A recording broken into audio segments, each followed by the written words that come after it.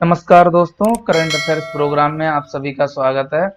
आज के सेशन में हम लोग 10 टॉपिक्स को लेकर चर्चा करेंगे तथा इनसे संबंधित जो भी एमसीक्यूज होंगे उन पर भी नजर डालेंगे। तो सबसे पहले हम लोग उन टॉपिक्स को देख लेते हैं जिनको लेकर आज हम लोग चर्चा करेंगे। पहला टॉपिक है इटालियन जल विद्युत परियोजना, दूसरा स्टाइरिन, तीसरा टॉपिक गोल्ड प्रोग्राम, चौथा खुदाई खिदमतगार आंदोलन, और पांचवा टॉपिक ब्रू अथवा रियांग जनजाति, और छठा trends in world military expenditure, और सातवां टॉपिक एसएन 2010 केडी, और आठवां साइलेंट हाइपोक्सिया, और नवां टॉपिक पोलर वर्टेक्स, और 10वां जो अंतिम टॉपिक है GW190412। तो ये अंतिम टॉपिक है। चलिए अब हम लोग सेशन शुरू करते हैं। आज के सेशन का जो पहला टॉपिक है इटालियन जल विद्युत परियोजना। तो सबसे पहले हम लोग देखते हैं ये समाचारों में क्यों थी। तो जैव विविधता पर पड़ने वाले प्रभाव को लेकर पर्यावरण कार्यकर्ताओं ने इसका विरोध किया, जिसको लेकर ये चर्चा में थी। अब आपको ये याद रखना है इसका संबंध किस राज्य से है। तो ये अरुणाचल प्रदेश से संबंधित है, आपको ध्यान रखना है। तीसरी बात इसमें आपको याद रखनी है, इससे संबंधित नदी अर्थात किन नदियों पर यह परियोजना शुरू की जाएगी। तो दिबांग की सहायक नदियां दिर और टैंगो पर इसे शुरू किया जाएगा, आपको ध्यान रखना है। तो इस टॉपिक में इतना ही। अब हम लोग अगले टॉपिक पर आते हैं। अगला टॉपिक है स्टाइरिन।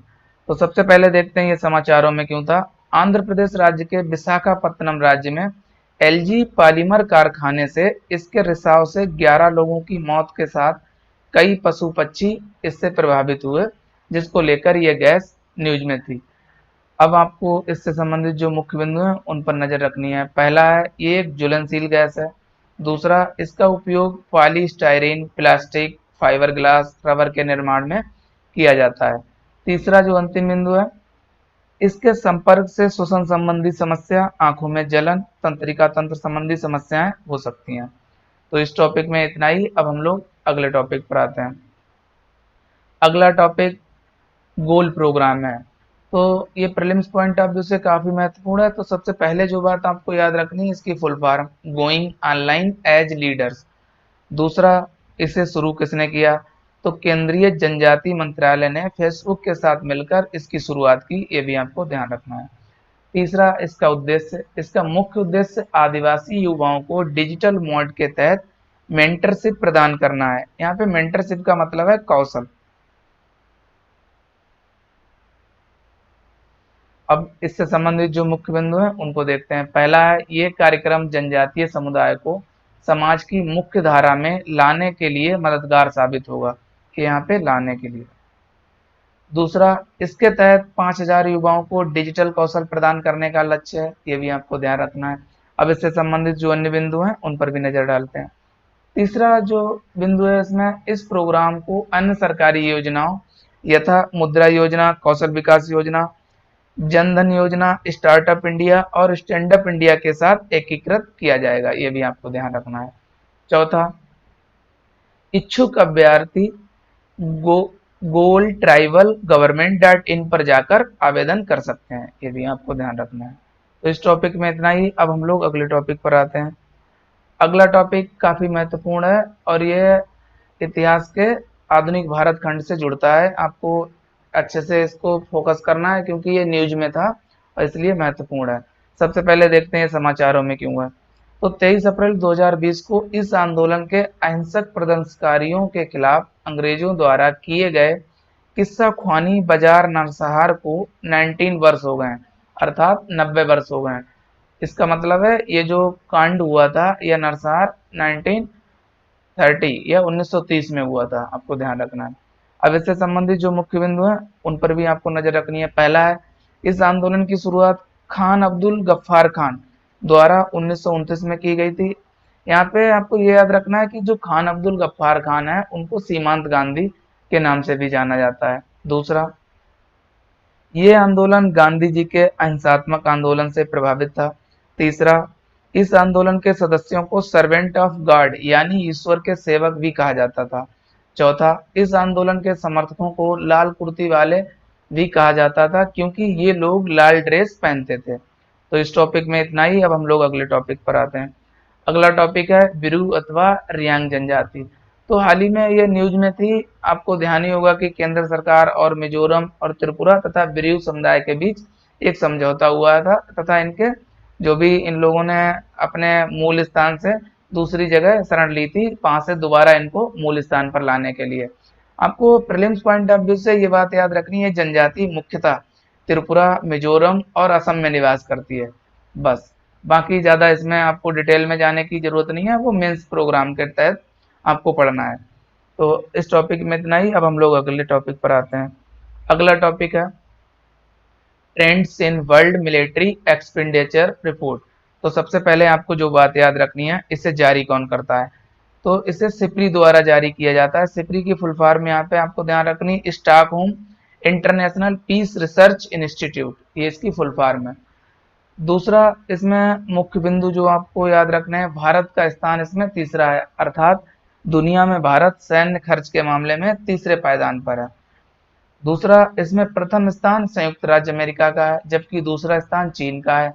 और तीसरा बिंदु पाकिस्तान 24वें स्थान पर है। ये आपको इसलिए याद रखना है क्योंकि पाकिस्तान और चीन पड़ोसी देश हैं, तो उन पर भी नजर रखना जरूरी है। तो इस टॉपिक में इतना ही। अब हम लोग अगले टॉपिक पर आते हैं। अगला टॉपिक है एशियन 2010 केडी। सबसे पहले आपको ये याद रखना है इसका संबंध किससे है, तो ये एक सुपरनोवा है। अब आपको ये भी जान लेना है कि सुपरनोवा क्या है।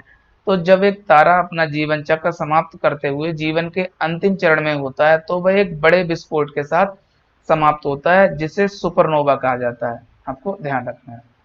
तो इस टॉपिक में इतना ही। अब हम लोग अगले टॉपिक पर आते हैं। अगला टॉपिक है साइलेंट हाइपोक्सिया और हैप्पी हाइपोक्सिया। तो ये जो टर्म आपको प्रीलिम्स पॉइंट ऑफ व्यू से याद रखनी है, काफी महत्वपूर्ण है, क्योंकि ये जिस बीमारी से संबंधित है उसने पूरे विश्व को प्रभावित किया है। तो इसलिए देखिए, इसका संबंध कोविड-19 से संक्रमित व्यक्ति के रक्त में ऑक्सीजन की कमी के बावजूद उनमें श्वसन संबंधी समस्याओं का न दिखना साइलेंट हाइपोक्सिया या हैप्पी हाइपोक्सिया कहलाता है। जैसे अगर कोई भी व्यक्ति कोविड-19 से संक्रमित हो गया है, तो आपको पता ही होगा कि उसको सांस लेने में तकलीफ होती है, और तथा जो रक्त है उसमें ऑक्सीजन की कमी हो जाती है। लेकिन कुछ केस हैं, उनमें ऐसा भी देखा गया है कि जिन व्यक्तियों में ऑक्सीजन की कमी हो जाती है लेकिन उनको सांस लेने की कोई तकलीफ नहीं है, इस प्रकार की जो भी समस्याएं हैं उसको चिकित्सकों ने साइलेंट हाइपोक्सिया या हैप्पी हाइपोक्सिया नाम दिया है। ये टर्म आपको याद रखनी है। तो इस टॉपिक में इतना ही। अब हम लोग अगले टॉपिक पर आते हैं। अगला टॉपिक है पोलर वर्टेक्स। ये भी न्यूज में था, महत्वपूर्ण है। तो सबसे पहले देखते हैं ये समाचारों में क्यों था। तो ईयू की अर्थात यूरोपीय यूनियन या यूरोपीय संघ की एक agency CAMS Copernicus atmosphere monitoring service की एक रिपोर्ट के अनुसार आर्कटिक के ऊपर, यहाँ पे लिख लेना आपको, आर्कटिक क्षेत्र के ऊपर निर्मित ओजोन छिद्र अब समाप्त हो गया है। इसके ठीक होने की बजाय पोलर वर्टेक्स को माना गया है, जिससे पोलर वर्टेक्स न्यूज में था। तो इसलिए आपको ध्यान रखना है। तो सबसे पहले देखते हैं पोलर वर्टेक्स क्या है। तो ये ध्रुवों के आसपास कम दबाव, ये आपको ध्यान रखना है, मिनिमम प्रेशर और कम तापमान मिनिमम टेम्परेचर या लो टेम्परेचर का क्षेत्र है, जो ध्रुवों पर हमेशा मौजूद होता है। तो ये आपको ध्यान रखना है। अब इससे संबंधित जो अन्य बिंदु हैं उनको भी देखते हैं। अब इससे संबंधित जो मुख्य बिंदु हैं उनमें पहला है, ये ग्रीष्म ऋतु में कमजोर और सर्द ऋतु में मजबूत हो जाता है। तो आपको ये ध्यान रखना है, यह प्रबल हो जाता है अच्छे से। दूसरा, शब्द वर्टेक्स हवा के प्रति प्रवाह को इंगित करता है या संदर्भित करता है, ये आपको ध्यान रखना है। तो अब हम लोग अगले टॉपिक पर आते हैं। अगला टॉपिक और आज के सेशन का ये अंतिम टॉपिक है GW190412। सबसे पहले आपको ये जानना है कि इसका संबंध किससे है। तो असमान द्रव्यमान वाले ब्लैक होल के विलय से संबंधित घटना का नाम GW190412 है। आपको ध्यान रखना है, अभी साइंटिस्ट ने जो असमान द्रव्यमान वाले ब्लैक होल से संबंधित जो भी विलय हुआ था उस घटना को ये नया नाम दिया था GW190412। तो अब इससे संबंधित जो मुख्य बिंदु है उनको भी आपको नजर रखनी है। सबसे पहले आपको जो मुख्य बिंदु याद रखना है, इसका पता लीगो द्वारा लगाया गया, जो दुनिया की सबसे बड़ी गुरुत्वाकर्षण तरंग वेधशाला है। आपको ये भी ध्यान रखना है। मैं आपको यहाँ पे जो भी ये लीगो है उसकी फुल फॉर्म बता रहा हूँ। The laser interferometer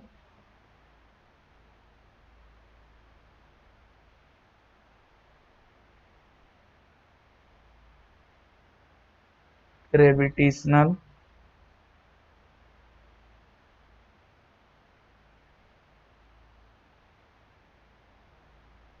wave observatory, इसकी फुल फॉर्म है, आपको ध्यान रखना है। तो इस टॉपिक से संबंधित इतने ही महत्वपूर्ण बिंदु थे। अब हम लोग जो भी इन टॉपिक से संबंधित एमसीक्यूज हैं उन पर नजर डालते हैं। आज के सेशन का पहला एमसीक्यू है, एटेलिन जल विद्युत परियोजना का संबंध किससे है? तो आपको बताना है कौन से राज्य से ये जल विद्युत परियोजना संबंधित है। पहला ऑप्शन है अरुणाचल प्रदेश, दूसरा मणिपुर, तीसरा नागालैंड और डी ऑप्शन जो अंतिम विकल्प है मिजोरम। तो अभी हम लोगों ने देखा था जो एटेलिन जल विद्युत परियोजना है उसका संबंध अरुणाचल प्रदेश से, तो इस प्रकार इसका जवाब ए होगा। अब हम लोग अगले सवाल पर आते हैं। आज के सेशन का जो अगला एमसीक्यू है, गोल कार्यक्रम के संदर्भ में निम्न कथनों पर विचार कीजिए। पहला कथन, इसे महिला एवं बाल विकास मंत्रालय ने गूगल के साथ मिलकर शुरू किया। दूसरा, इसका उद्देश्य महिलाओं को स्वास्थ्य संबंधी जानकारी उपलब्ध कराना है। अब आपको नीचे दिए गए कूट की सहायता से सही उत्तर का चयन करना है। पहला केवल 1, दूसरा केवल 2 और सी 1 और 2 दोनों, डी ना तो 1 और ना तो 2। तो अभी हम लोगों ने देखा था इसे जनजातीय मंत्रालय ने फेसबुक के साथ मिलकर शुरू किया था, ना कि महिला एवं विकास मंत्रालय ने गूगल के साथ मिलकर, तो ये तो गलत होगा। दूसरा, इसका उद्देश्य हम लोगों ने देखा था कि जो भी आदिवासी युवाओं हैं उनको मेंटरशिप प्रोग्राम उपलब्ध कराना, तो ये भी गलत होगा। तो इस प्रकार इसका जो जवाब होगा, जब दोनों सही नहीं है, ये भी नहीं, ये भी नहीं, डी होगा, आपको ध्यान रखना है। अब हम लोग अगले सवाल पर आते हैं। आज के सेशन का जो अगला सवाल है, SN 2010 KD हाल ही में समाचारों में रहा, इसका संबंध किससे है? आपको बताना है। पहला ऑप्शन एक सुपरनोवा, दूसरा ऑप्शन है कोविड-19 की दवा, तीसरा मलेरिया की नई दवा और डी ऑप्शन है खगोलविदों द्वारा खोजी गई एक नई आकाशगंगा। तो अभी हम लोगों ने देखा था SN 2010 KD का संबंध एक सुपरनोवा से था, तो इस प्रकार इसका जवाब ए सही होगा। तो अब हम लोग अगले सवाल पर आते हैं। अगला सवाल है, स्टाइरीन के बारे में कौन सा कथन सत्य नहीं है? यहाँ पे आपको ध्यान रखना है, सत्य नहीं पूछ रहा है।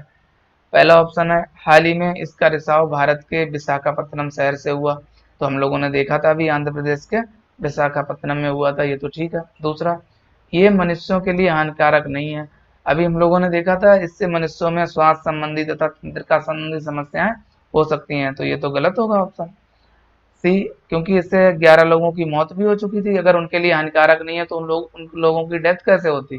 तीसरा, इसका उपयोग फाइबर ग्लास बनाने में किया जाता है, तो अभी हम लोगों ने देखा था ये फाइबर तथा रबर बनाने में किया जाता है। डी इनमें से कोई नहीं, तो हमें यहाँ पे ये बताना है इसमें सत्य नहीं है, तो इसमें सत्य बी ऑप्शन नहीं है, आपको ध्यान रखना है। अब हम लोग अंतिम एमसीक्यू पर आते हैं। आज के सेशन का ये अंतिम एमसीक्यू है, विरु अथवा रियांग जनजाति किस राज्य से संबंधित है? आपको बताना है। पहला ऑप्शन तमिलनाडु, दूसरा केरल, तीसरा कर्नाटक और डी जो ऑप्शन है त्रिपुरा। तो अभी हम लोगों ने देखा था जो ब्रिज जनजाति है वो पूर्वोत्तर भारत से संबंधित है, जिसमें त्रिपुरा एक राज्य था, तो इस प्रकार इसका जवाब डी होगा, आपको ध्यान रखना है। तो साथियों, आज के सेशन में इतना ही। हम लोग किसी नए एपिसोड में आपके साथ मुलाकात करेंगे कुछ नए टॉपिक्स के साथ। तब तक के लिए आप सभी लोग अपना ध्यान रखिए और सेशन देखने के लिए आप सभी का धन्यवाद। Good bye.